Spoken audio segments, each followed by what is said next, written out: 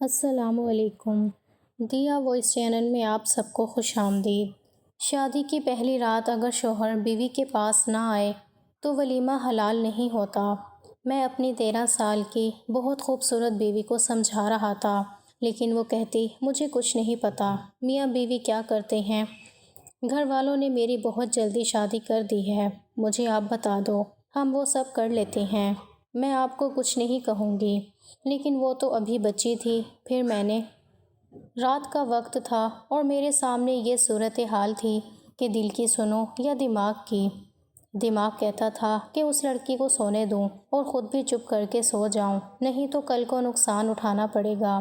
لیکن دل تو کچھ اور ہی کہہ رہا تھا، اور جب دل اور دماغ کی لڑائی ہوتی ہے تو اکثر دل ہی جیتتا ہے، دماغ تو بعد میں طعنے دینے کے لیے آ جاتا ہے۔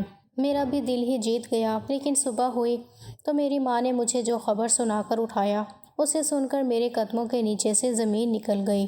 اس نے کہا کہ تیری بیوی کی وجہ سے سارا گھر۔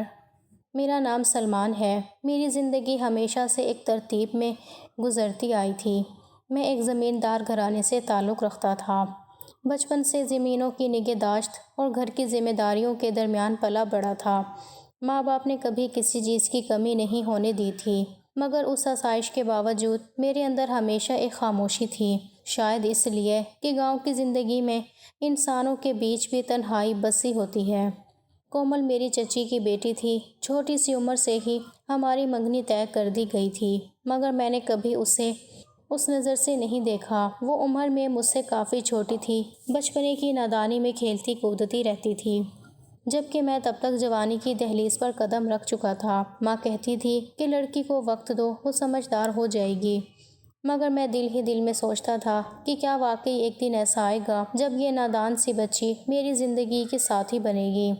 جب اس کے والد بیمار پڑے تو گاؤں میں باتیں ہونے لگیں کہ ان کے جانے کے بعد کومل کا کیا بنے گا۔ وہ ایک اکیلی بچی تھی، نہ کوئی بہن، نہ کوئی بھائی، نہ بہن، نہ قریبی سہارا، بس ایک بیمار باپ اور ان کی سانسوں پر ٹکی ہوئی امید۔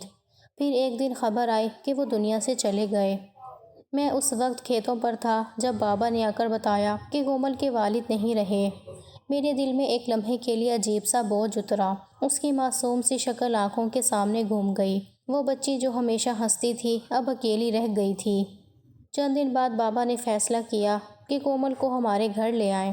انہوں نے کہا کہ جب وہ ویسے بھی ہماری ہونے والی بہو ہے تو کیوں نہ اسے اپنے گھر میں رکھ لیا جائے۔ میں خاموشی سے سن رہا تھا، لیکن جب بابا نے یہ کہا کہ شادی بھی کر دی جائے تاکہ لوگ باتیں نہ بنائیں، تو میرے اندر ایک لمحے کے لیے ہلچل سی مچ گئی۔ میں نے کہا کہ بابا ابھی وہ بہت چھوٹی ہے، مگر انہوں نے میری بات کو نرمی سے ٹال دیا۔ بولے کہ زمانے میں پہلے بھی تو لڑکیوں کی شادیاں کم عمر میں ہو جاتی تھیں، اس کو بھی وقت کے ساتھ ساتھ سمجھ آ جائے گی۔ میں خاموش ہو گیا، کیونکہ ہمارے گھر میں فیصلے بڑوں کے ہوتے تھے، چھوٹوں کا کام بس مان لینا تھا۔ اس شام جب سورج ڈوب رہا تھا اور پورے آسمان پر لال روشنی پھیلی ہوئی تھی، بابا نے گھر کے صحن میں بیٹھے ہوئے نکاح کا انتظام کیا۔ مولوی صاحب آ گئے، چند رشتہ دار اکٹھے ہوئے۔ کومل سفید دوپٹے میں لپٹی بیٹھی تھی، چہرے پر خوف اور خاموشی دونوں تھے، جیسے دنیا اس کے لیے اچانک رک گئی ہو۔ اور پھر چند الفاظ میں ہماری زندگیوں کا فیصلہ ہو گیا۔ نکاح کے بعد ماں نے اس کے سر پر ہاتھ رکھا اور کہا کہ اب یہ گھر تمہارا ہے۔ میں پاس ہی کھڑا تھا۔ میرے اندر ایک عجیب سا احساس تھا، جیسے کسی نے میری زندگی میں ایک نیا باب لکھ دیا ہو، مگر میں اسے سمجھ نہیں پا رہا تھا۔ وہ رات مجھے آج تک یاد ہے جب سب سو گئے اور میں صحن میں بیٹھا آسمان کی طرف دیکھ رہا تھا۔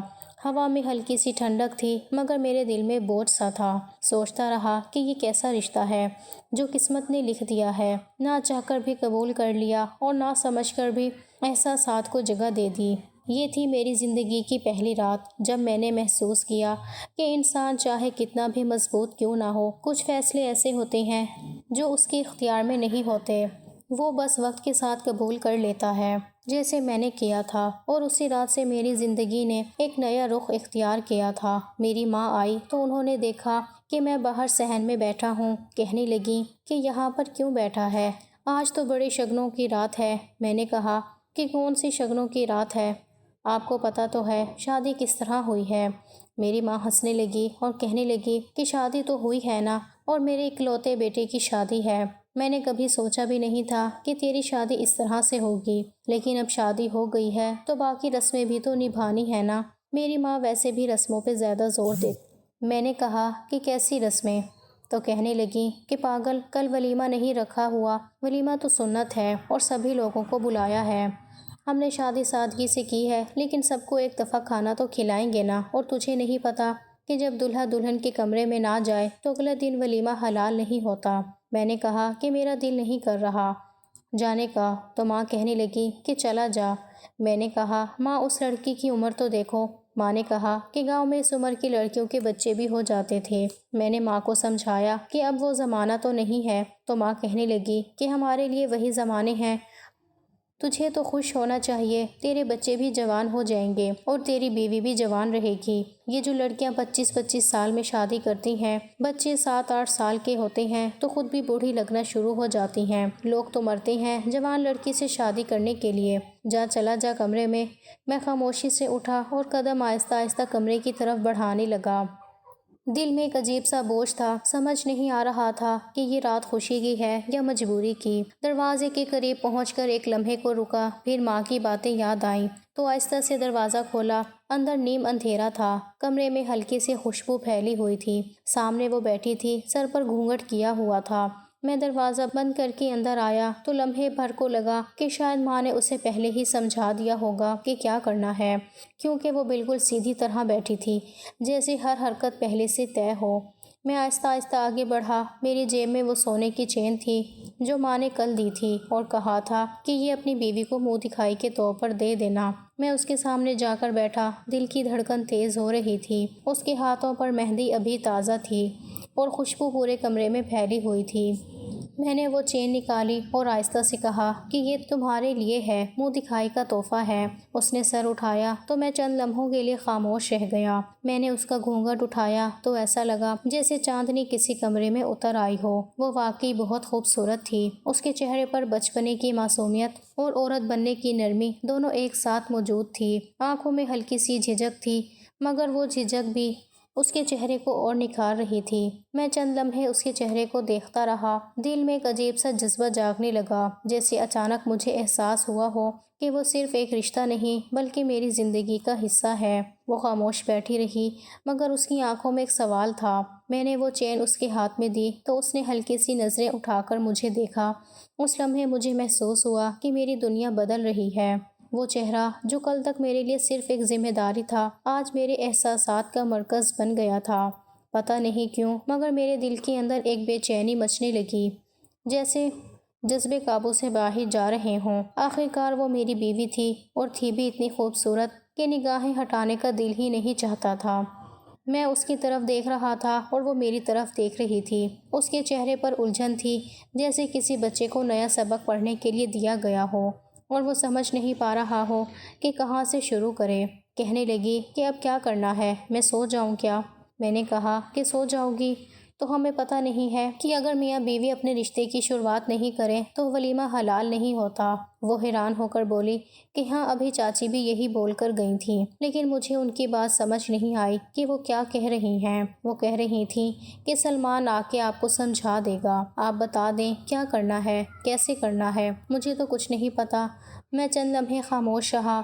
دل میں ایک کشمکش چل رہی تھی۔ ایک طرف میرا دل کہتا تھا کہ یہ میری بیوی ہے، رشتہ حلال ہے، اور دوسری طرف دماغ کہتا تھا کہ ابھی یہ بہت چھوٹی ہے۔ اس کی آنکھوں میں معصومیت تھی، مگر اس کے چہرے پر خوف بھی صاف نظر آ رہا تھا۔ میں نے سوچا کہ ماں نے جو کہا تھا وہ غلط تو نہیں کہہ رہی تھیں۔ ان کے ذہن میں پرانے زمانے کی باتیں تھیں، جب گاؤں کی لڑکیاں اسی عمر میں رشتے نبھانے لگتی تھیں۔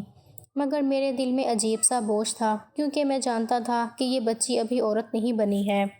میں نے خود کو سمجھایا کہ بس رسم نبھانی ہے، گاؤں میں ولیمے کے بارے میں لوگ کیا کہیں گے۔ ماں نے رات کو جاتے وقت یہی کہا تھا کہ ولیمہ حلال کرنا، ورنہ ساری محنت ضائع ہو جائے گی، ہمارے اتنے پیسے لگے ہوئے ہیں اور سب لوگ آئیں گے۔ میں نے آہستہ سے کہا کہ اچھا ٹھیک ہے، میں سمجھاتا ہوں، بس جیسا جیسا میں کہوں تم ویسا ویسا کرتی جانا۔ اس نے سادہ لہجے میں کہا کہ ٹھیک ہے اور نظریں جھکا لیں۔ اس کی آواز میں لرزش تھی، لیکن وہ مان گئی۔ کمرے میں خاموشی پھیل گئی، صرف سانسوں کی آواز سنائی دے رہی تھی۔ میں اپنی زندگی کی سب سے عجیب سی حالت میں تھا۔ دماغ سوچنا بند کر چکا تھا وقت رکا ہوا لگ رہا تھا اور پھر رات آہستہ آہستہ گزرتی گئی۔ مجھے یہ بھی احساس نہیں ہوا کہ کب نیند نے مجھے گھیر لیا اور میں سو گیا۔ جب صبح ہوئی تو روشنی آنکھوں پر پڑی۔ میں نے کروٹ لی تو ماں کی آواز آئی جو زور زور سے مجھے پکار رہی تھی، سلمان اٹھ جا، سلمان اٹھ جا۔ میں نے آنکھیں کھولی تو دیکھا کہ ماں میرے سرہانے کھڑی ہیں۔ ان کے چہرے پر گھبراہٹ تھی۔ کہنے لگی، تو یہاں سو رہا ہے؟ اپنی بیوی کا حال دیکھ۔ میں نے چونک کر پوچھا، کیا ہوا؟ کیا دیکھوں؟ وہ بولی، دیکھ تو صحیح۔ میں نے نظریں سائڈ پر کی تو بیوی بستر پر نہیں تھی، لیکن بستر کو دیکھا تو میرا دل جیسے رک گیا۔ میں چیخ پڑا، یہ سب کیا ہے؟ ماں کے چہرے پر سختی اور غصہ دونوں تھے۔ کہنے لگی، خود تو سو گیا اور اگر اسے ٹائم پر ہسپتال نہ پہنچاتے تو وہ مر گئی ہوتی۔ میں سکتے میں آ گیا۔ میری زبان سے الفاظ نہیں نکل رہے تھے۔ دل کی دھڑکن تیز ہو گئی تھی۔ میں نے کپڑے پہنے اور پوچھا، کہاں ہے وہ؟ ماں نے کہا، تیرے بابا اسے ہسپتال لے گئے ہیں، میں تجھے بلانے واپس آئی ہوں، تو بھی چل، بس جلدی چل۔ میں نے کہا، میں ڈاکٹر صاحبہ کو کیا منہ دکھاؤں گا؟ ماں نے غصے سے کہا، وہی منہ دکھا جو ہمیں دکھا رہا ہے۔ وہ کہہ رہی ہیں، اس لڑکی کے شوہر کو بلاؤ۔ میں نے ماں کی آنکھوں میں دیکھا تو لگا جیسے ان کی نگاہوں میں الزام بھی ہے اور بے بسی بھی۔ وہ تیزی سے باہر نکلی اور میں ان کے پیچھے بھاگا۔ دل کے اندر عجیب سا خوف تھا، سانسیں رک رہی تھیں اور قدم زمین پر ٹک نہیں رہے تھے، جیسے ہر لمحہ یہ سوچ دل میں چبھ رہا تھا کہ رات آخر ہوا کیا تھا اور میں نے ایسا کیا کر دیا جس نے میری زندگی کی صبح کو اس طرح سیاہ کر دیا۔ ڈاکٹر صاحبہ لگتا تھا کہ شہر سے صرف ڈگری ہی نہیں بلکہ ایک الگ سوچ بھی ساتھ لائی تھیں۔ ان کے بات کرنے کا انداز ہی کچھ ایسا تھا جیسے سامنے والا جاہل ترین انسان ہو۔ میں جب ان کے سامنے کھڑا تھا تو ایسا محسوس ہو رہا تھا جیسے کوئی مجرم جج کے سامنے کھڑا ہو۔ وہ بار بار اپنے ہاتھ ہلا ہلا کر بات کر رہی تھیں اور ان کی آواز پورے کمرے میں گونج رہی تھی۔ ان کے چہرے پر غصے کے ساتھ ساتھ افسوس بھی جھلک رہا تھا۔ وہ کہہ رہی تھیں کہ یہ کیسی قوم ہے، تم لوگ اپنی عورتوں کو جانوروں کی طرح رکھتے ہو، نہ صفائی کا خیال، نہ تعلیم کا، نہ صحت کا، اور اب دیکھو اس بچی کا حال، شادی کی پہلی رات ہی ہسپتال پہنچا دی تم لوگوں نے۔ میں چپ کھڑا تھا، سر جھکائے۔ میری ماں بھی پاس کھڑی تھی، وہ بھی شرمندہ سی تھی۔ جب میں نے آہستہ سے کہا کہ میں نے ایسا کچھ جان بوجھ کر نہیں کیا تو ڈاکٹر صاحبہ نے تیز لہجے میں کہا کہ اور کیا، خود سے نہیں ہوا تھا؟ تمہیں معلوم نہیں کہ یہ سب کب اور کیسے کرنا چاہیے؟ تمہیں خود شرم آنی چاہیے، تم خود بچے ہو اور بچی کے ساتھ یہ سب کر دیا۔ میں نے کہا کہ میں نے تو صرف وہی کیا جو میری ماں نے کہا تھا۔ تو ڈاکٹر نے میری ماں کی طرف مڑ کر کہا کہ آپ ماں ہیں یا دشمن؟ آپ نے خود اپنے بیٹے اور بہو دونوں کی زندگی خطرے میں ڈال دی۔ میری ماں کے چہرے کا رنگ اڑ گیا۔ اس نے دھیرے سے کہا کہ ہم تو صرف سنت پوری کر رہے تھے، ولیمہ حلال ہو جائے اس لیے کہا تھا۔ تو ڈاکٹر نے اونچی آواز میں کہا کہ کون سی سنت؟ یہ کیسی باتیں سکھا دی ہیں تم لوگوں کو؟ یہ ظلم ہے۔ تم لوگوں کی جہالت ہی تمہارے گھروں کو تباہ کر رہی ہے۔ تمہیں تو سمجھ بھی نہیں آتا کہ کون سی بات پر عمل کرنا ہے اور کون سی بات کے لیے علم حاصل کرنا ضروری ہے۔ میں نے آہستہ سے کہا کہ وہ اب ٹھیک ہے؟ تو ڈاکٹر نے کہا کہ بڑی مشکل سے بچایا ہے، اگر آدھے گھنٹے کی بھی دیر ہو جاتی تو شاید وہ بچتی نہیں۔ اسے 2 بوتلیں لگانی پڑیں گی اور کچھ دن آرام کی سخت ضرورت ہے۔ وہ ابھی کسی سے بات کرنے کی حالت میں نہیں ہے، وہ ڈری ہوئی ہے، بہت زیادہ ڈری ہوئی ہے۔ میں نے پوچھا کہ میں اس سے مل سکتا ہوں؟ تو ڈاکٹر نے کہا کہ ابھی نہیں، شام میں آ جانا، وہ تب تک تھوڑی سی بہتر ہو جائے گی۔ میری ماں نے کہا کہ ہم خیال رکھیں گے۔ ڈاکٹر نے سخت لہجے میں کہا کہ اب تم لوگ ہاتھ بھی نہ لگانا، ہم خود دیکھ لیں گے، جب تک میں اجازت نہ دوں کوئی پاس نہیں جائے گا۔ تم لوگوں کو عقل نہیں ہے تو کم از کم اب شرم ہی کر لو۔ ہم ہسپتال سے نکلے تو میرا دل کسی بوجھ کی طرح نیچے گر گیا تھا۔ راستے بھر بابا ماں پر برس رہے تھے۔ وہ کہہ رہے تھے کہ تم نے ہمیشہ اپنی ضدوں سے نقصان کیا ہے، آج بیٹے کی نئی زندگی شروع ہونے سے پہلے ہی ختم کر دی۔ تمہیں عقل نہیں ہے، ہر بات میں مذہب کا رنگ ڈال دیتی ہو۔ کسی سے پوچھ تو لیا ہوتا کہ ولیمے کے لیے یہ سب ضروری ہے یا نہیں۔ ماں رو رہی تھی۔ وہ کہہ رہی تھی کہ میں نے تو صرف اچھا سمجھ کر کیا تھا، میں نے تو یہ نیت رکھی تھی کہ یہ سب کچھ اللہ کے حکم کے مطابق ہو۔ بابا نے غصے میں کہا کہ اللہ نے یہ کب کہا کہ لڑکی کی جان خطرے میں ڈال دو؟ میں خاموش بیٹھا رہا، نہ کچھ کہہ پایا، نہ کچھ سمجھ سکا۔ دل کے اندر ایک عجیب سا خلا تھا، ایسا لگ رہا تھا جیسے میں نے کوئی بڑا جرم کر دیا ہو۔ میرا دماغ بار بار وہ منظر سوچ رہا تھا۔ جب میں نے اسے اپنی طرف دیکھا تھا، وہ گھبرا رہی تھی، ڈر رہی تھی، مگر میں نے خود کو نہیں روکا تھا۔ میں نے اپنے دل کی سنی تھی، دماغ کی نہیں۔ میں چاہتا تو رک سکتا تھا، مگر نہ رک سکا۔ جب ہم گھر پہنچے تو گھر کا ماحول بالکل بدل چکا تھا۔ ولیمے کا سامان ایک کونے میں پڑا ہوا تھا۔ بابا نے غصے میں کہا کہ سب ضائع ہو گیا، اب ولیمہ کس بات کا، دلہن تو ہسپتال میں ہے، اب کوئی خوشی نہیں رہی۔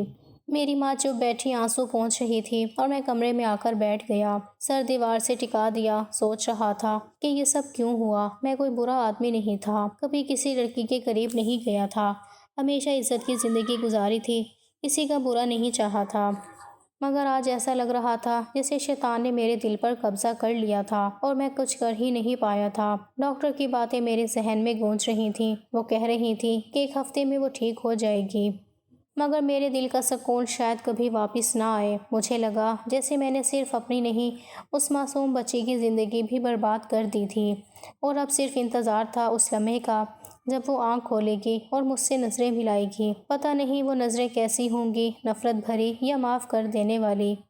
بابا کو اس بات پہ بہت زیادہ غصہ آ رہا تھا کہ ایک تو وہ بچی پہلے ہی اتنا دکھ جھیل چکی تھی، اس نے اپنے باپ کو کھو دیا تھا جو اس کے لیے دنیا کی سب سے بڑی نعمت تھا۔ وہ بچی جو کل تک اپنے باپ کے سائے میں رہتی تھی، آج بالکل اکیلی رہ گئی تھی۔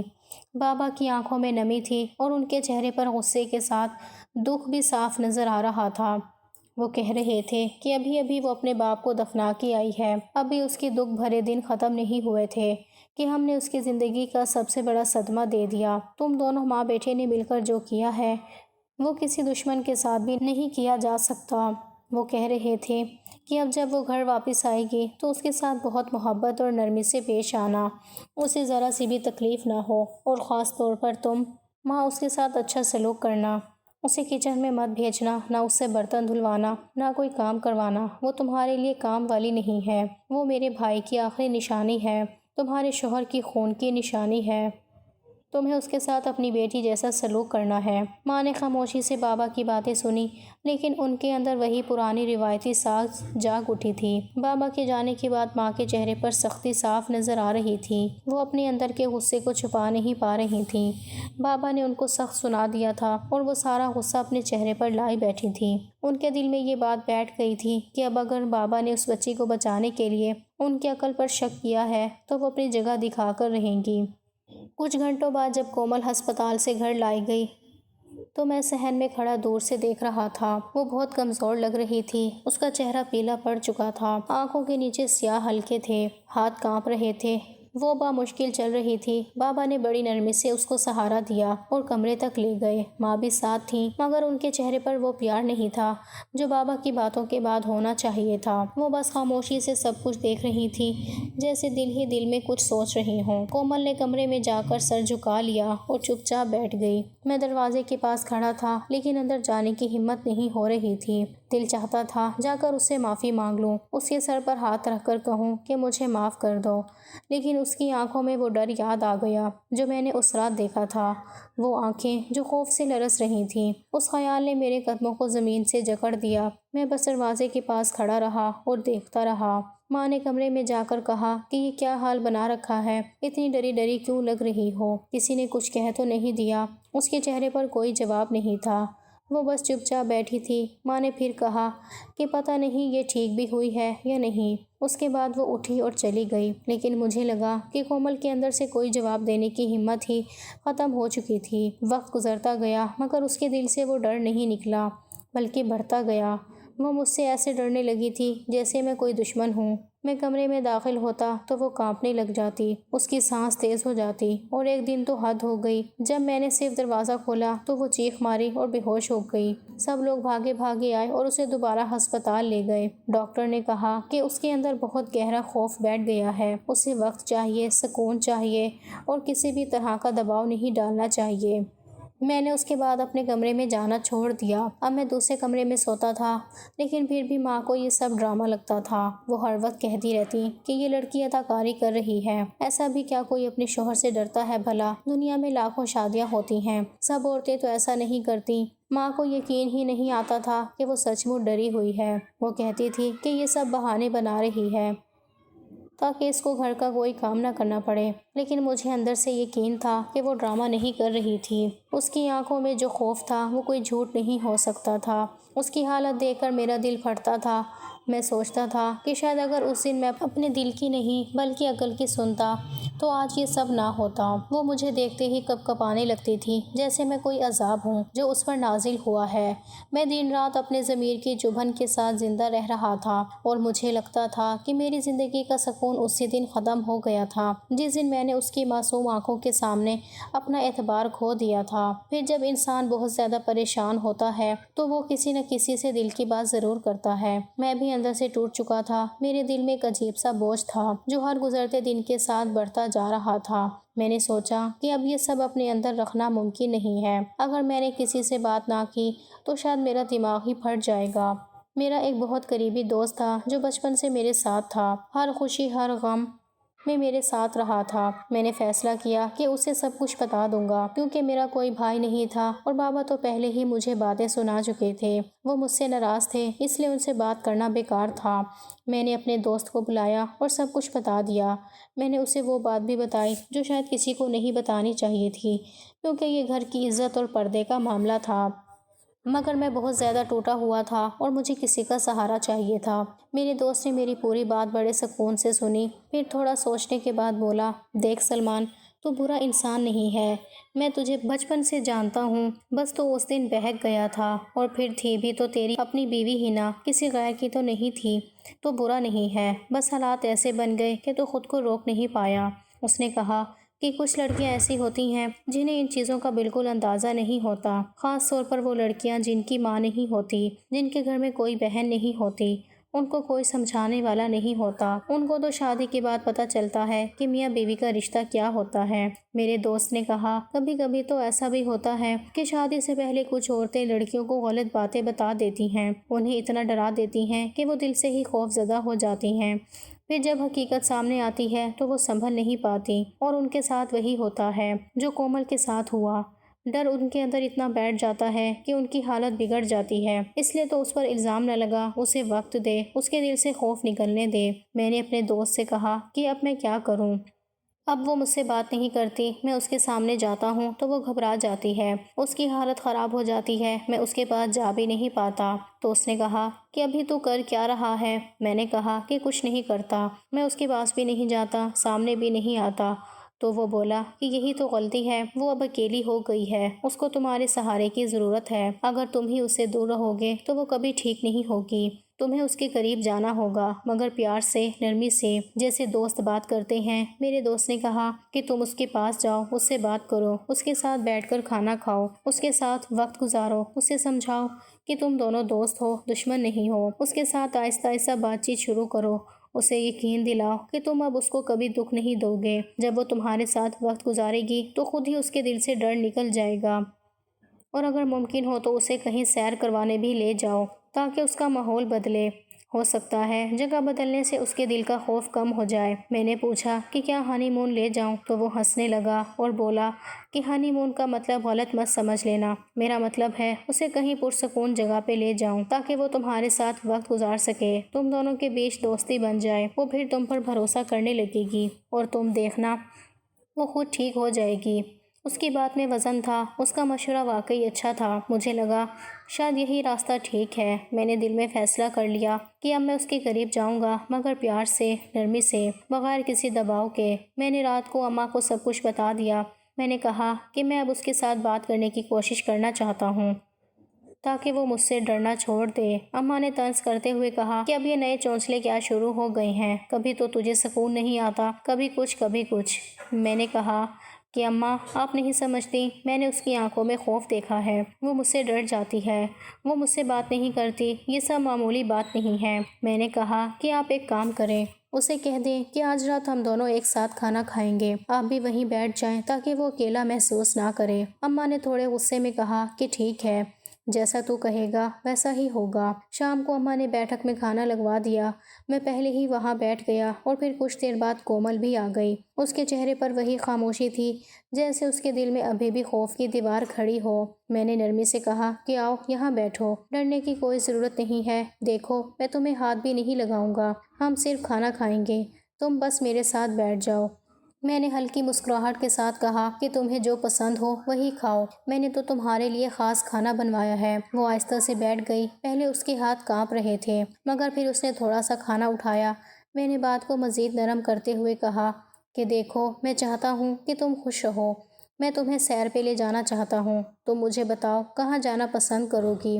اگر تم چاہو تو ہم پہاڑوں کی طرف چلتے ہیں یا پھر کسی اور پرسکون جگہ پہ۔ اس نے نیچے دیکھتے ہوئے آہستہ سے کہا کہ مجھے کہیں نہیں جانا۔ میں نے کہا کہ ٹھیک ہے، ابھی نہیں تو 2-3 دن سوچ لو، پھر مجھے بتا دینا، جہاں تم جانا چاہو گی میں تمہیں وہیں لے جاؤں گا، بس وعدہ کرو کہ تم مجھ سے ڈرنا چھوڑ دو گی۔ میں نے پہلی بار محسوس کیا کہ وہ مجھے دیکھ کر بے ہوش نہیں ہوئی تھی۔ اس کے چہرے پہ ابھی بھی خوف تو تھا مگر پہلے جتنا نہیں تھا۔ اس نے چپ چاپ کھانا کھایا اور پھر اپنے کمرے میں چلی گئی اور میں وہیں بیٹھک میں بیٹھا رہا۔ میرے دل میں پہلی بار امید کی ایک چھوٹی سی کرن جاگی کہ شاید وہ اب ٹھیک ہونے لگے گی، اور میں نے فیصلہ کیا کہ چاہے جتنا وقت لگے میں اسے دوبارہ اپنی زندگی کا اعتماد دلا کر رہوں گا۔ 2-3 دن ایسے ہی گزرتے گئے کہ ہم دونوں ایک دوسرے سے آہستہ آہستہ قریب ہونے لگے۔ اب ہمارے درمیان وہ پہلے جیسا ڈر اور فاصلہ نہیں رہا تھا۔ ہم تینوں وقت کا کھانا ایک ساتھ کھاتے تھے اور پھر میں رات کو بھی اسی کمرے میں سونے لگا، مگر بستر سے ذرا دور صوفے پر، تاکہ وہ بے آرام نہ ہو۔ میں نے یہ بات خود سے طے کر لی تھی کہ جب تک وہ مکمل طور پر مجھ سے مانوس نہ ہو جائے میں کوئی ایسی حرکت نہیں کروں گا جس سے اسے پھر خوف محسوس ہو۔ کومل اب پہلے سے بہت مختلف لگنے لگی تھی۔ کبھی کبھی وہ خود بات چھیڑ دیتی تھی اور کبھی ہلکا سا مسکرا دیتی تھی۔ یہ سب میرے لیے نیا اور سکون بخش تھا۔ میں محسوس کرتا تھا کہ اس کے دل میں میرے لیے اب وہی ڈر نہیں رہا جو کبھی تھا۔ ایک دن شام کے وقت ہم بیٹھک میں چائے پی رہے تھے۔ میں نے اس سے پوچھا کہ تمہیں کس طرح کی جگہیں پسند ہیں، کہاں جانا اچھا لگتا ہے؟ تو وہ بہت آہستہ آواز میں بولی کہ مجھے پہاڑی علاقے دیکھنے کا بہت شوق ہے۔ میں نے کہا پھر ٹھیک ہے، اگلے ہفتے چلتے ہیں سیر کرنے۔ وہ پہلے تو کچھ حیران ہوئی لیکن پھر ہلکی سی مسکراہٹ کے ساتھ بولی کہ اگر آپ چاہیں تو ٹھیک ہے۔